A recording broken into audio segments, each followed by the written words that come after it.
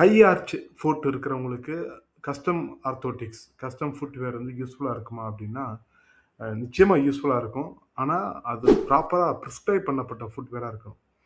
2006ல Burns எட் all அப்படிங்கிறவங்க பண்ண ஒரு ரேண்டமைஸ்ட் கிளினிக்கல் ட்ரையல் என்ன சொல்லுது அப்படின்னா, நெறைய பேர் செக் பண்ணி பார்த்துட்டு, ஹை ஆர்ச் இருக்கிறவங்களுக்கு கஸ்டம் ஆர்த்தோசிஸ் வந்து ரொம்ப யூஸ்ஃபுல்லா இருக்குது. எங்க அப்படின்னா, பெயின குறைக்கிறதுல ரொம்ப யூஸ்ஃபுல்லா இருக்குன்னு சொல்லியிருக்காங்க. சரி. கஸ்டம் ஃபுட்வேர், ஒரு கஸ்டமைஸ்டு ஃபுட்வேர் எப்படி வந்து இதுக்கு யூஸ் ஆகுது அப்படின்னா, பிரஷர ரீடிஸ்ட்ரிபியூட் பண்றதுக்கு ரொம்ப யூஸ்ஃபுல்லா இருக்கும். அடுத்து வந்து முன்பாதத்தில வந்து அழுத்தத்த குறைக்கிறதுக்கும், குதிங்கால் அழுத்தத்த குறைக்கிறதுக்கும் இது ரொம்ப யூஸ்ஃபுல்லா இருக்கும். முக்கியமா இது நடக்கும்போது உங்களுக்கு ஒரு கான்ஃபிடென்ட்ட குடுக்கும். உங்கள தடுமாற விடாது. அப்ஸ்ட்ரால்ல நம்ம எல்லாருக்கும் ஒரே மாரியான ஃபுட்வேர் குடுக்கறதில்ல. நம்ம குடுக்கக்கூடிய சொல்யூஷன்ஸ் வந்து அந்த பாதத்தினுடைய அமைப்பு, பிரஷர் பேட்டர்ன், அது வலி, அது சிம்ப்டம்ஸ் இத பொறுத்து நம்ம அது கஸ்டமைஸ் பண்ணி குடுக்குறோம். ஏன்னா, ஒவ்வொரு பாதமும் ரொம்ப தனித்துவமானது.